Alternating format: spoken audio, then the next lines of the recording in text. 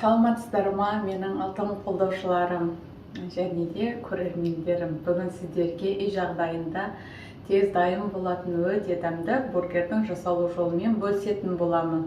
Ең алдымен қолдау көрсетіп, менің каналыма тіркеліп кетсеңіздер, лайк басып, комментарий қалдырсаңыздар және де қоңыраушаны баса кетуді ұмытпаңыздар. Маған қолдау көрсеткен баршаңызға алғысым шексіз. Және де күнделікті салынып отырған рецепттерді жіберіп алмас үшін міндетті түрде тіркеліп қоңыраушаны баса қойыңыздар. Сіздерден қолдау болса, менен күнделікті жеңіл әрі қарапайым рецепттер шығып отыратын болады. Ендеше бургерімізді жасаймыз. Бургерді жасау үшін бізге қажет болады жылы су, сүт және де бөлме температурасындағы сары май, бір жұмыртқа және де шекер, тұз, дрожж қажет болады. Ең алдымен сары майымызды саламыз.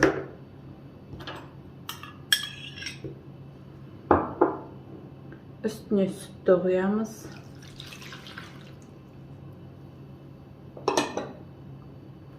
Жылы суымызды құямыз.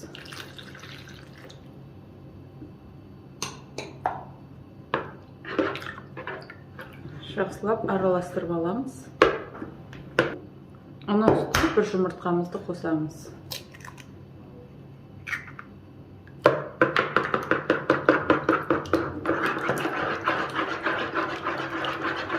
Жақсылап араластырамыз. Үстіне құрғақ сместерді қосамыз. Негізі бургердің наны аздап тәттілеу болу керек. Барлығын араластырып, ұн салып, жұмсақ қамыр илейміз.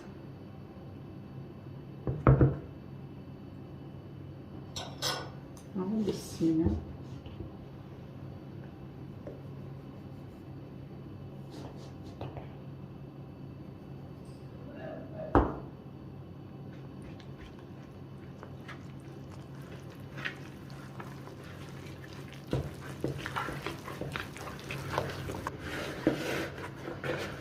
Нанымыз дайын болды. Осы нанның үстіне бір столовый ложка сұйық май құйып, қамырдың барлық бөлігіне жағып шығамыз осылай.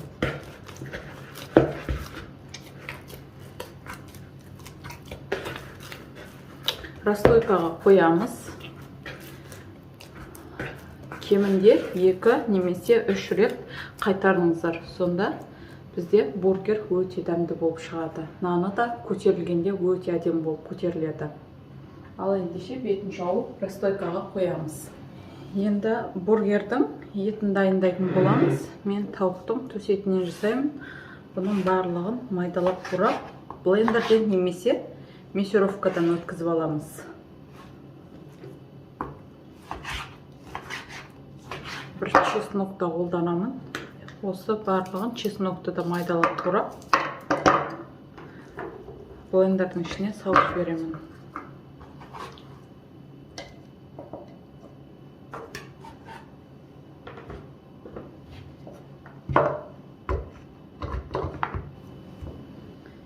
Етті блендерден өткізіп алдым. Енді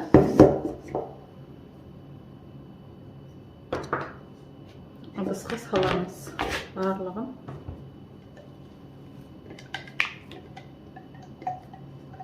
Тауықтың еті болғандықтан сухойлау болып келеді, құрғақ болып келеді. Бізге құрғақ болып қалмас үшін қаймақ немесе майонез қосып жіберсек болады. Бір қасық тоз, бұрыш, кристалл тұзын қосамын. Және де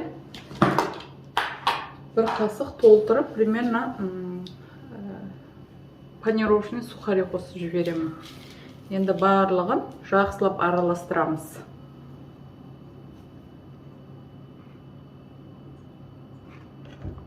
Қолмен араластырған абзал, өйткені фаршымызды біріктіру керек осылай.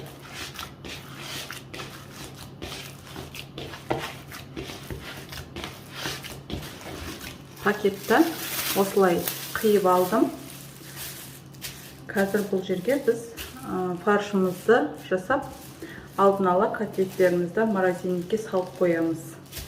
Ең алдымен котлетімізді өзімізге керек мөлшерде бірдей етіп бөліп аламыз.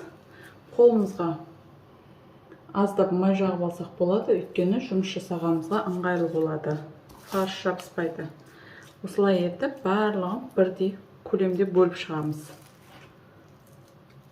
Үйдегі отбасына санына қарай осылай бөліп шаректеп аламыз. Таразымен өлшесеңіздер де болады.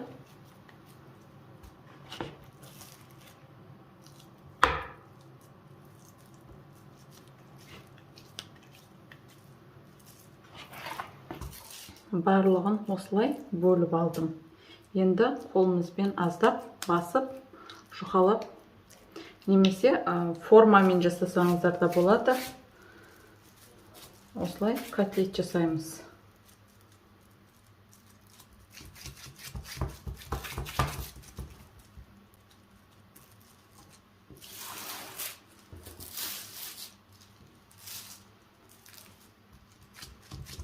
Осылай етіп котлет жасап аламыз. Барлық шетін бірдей басып шығамыз. Бұның көлемін аздап үлкейте бересіздер, өйткені қуырған кезде, пісірген кезде көлемі аздап жиырылып қалады. Сондықтан барынша үлкенірек қылып жасаңыздар. Барлығын осылай домалақтап жасап шығамыз. Міне осылай барлығын жасап, алдын ала морозильникке қойып қоямыз. 20-30 минут тұрса да жеткілікті. Олға дейін біздің де қамырымыз көтеріліп дайын болып тұрады. Ал міне қамырымыз ашыды. Енді қамырды сүріп аламыз осылай. Әдетімізді сразу дайындап аламыз пісіретін. Және де осылай шетінен бөліп аламыз. Өзіміздегі керек мөлшердегі бургер қылып. Таразымен өлшеп жасасаңыздар да болады, немесе көз мөлшерімен барлығын бірдей бөлуге тырысыңыздар. Міне барлығын осылай бөліп алдық. Енді мынандай шет-шеттерін осылай барлығын біріктіреміз. Аздап үстін басып, расстойкаға барлығын осылай қойып шығамыз.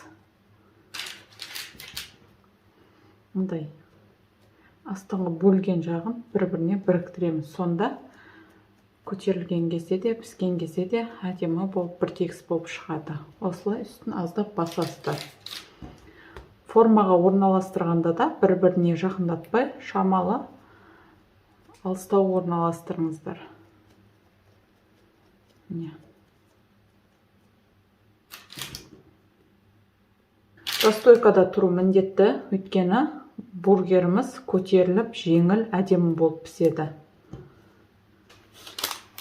Міне барлығын осылай алып, енді бетін жауып, міндетті түрде көтерілуге қоятын боламын. Міне жақсылап көтерілді. Расстойкада тұрғаннан кейін булочканың көлемі де ұлғаяды. Әрі піскенде де арасы жеңіл болып піседі. Жұмыртқаны жақсылап араластырамыз, сосын барлық бөлігіне жеткізіп жағып шығамыз.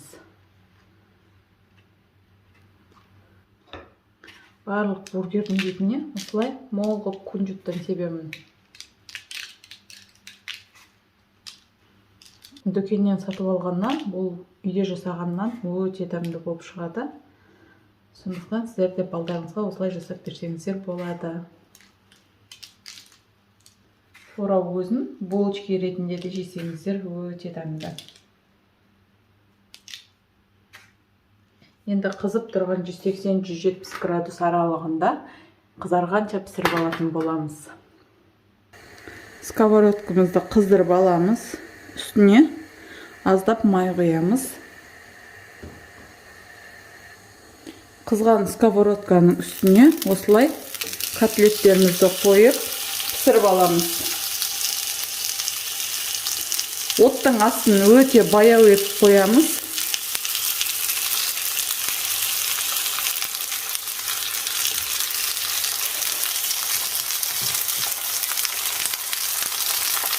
Осылайша алып котлеттерімізді пісіріп алатын боламыз.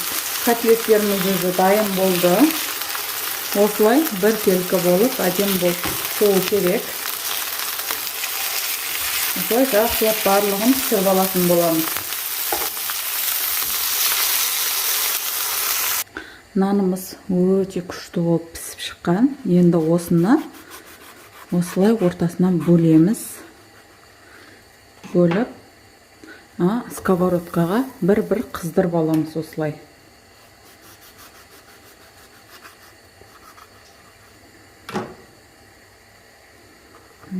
Барлығын осылай бір-бір қыздырып аламыз.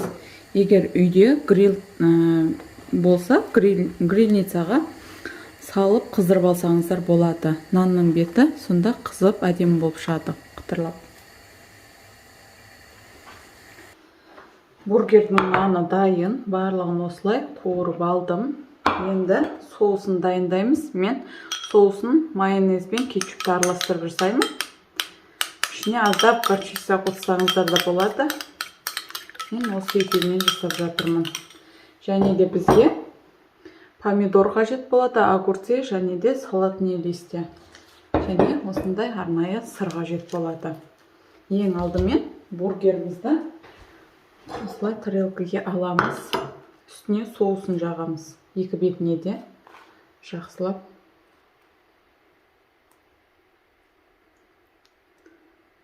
Майонез бен кетчупты мол жақсаңыздар, сочный әдем болып шығады. Салат жапырағын қоямыз. Қызанақты қоямын.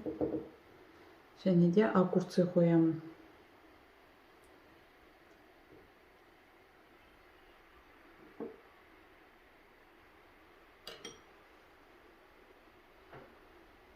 Котлетті қоямын.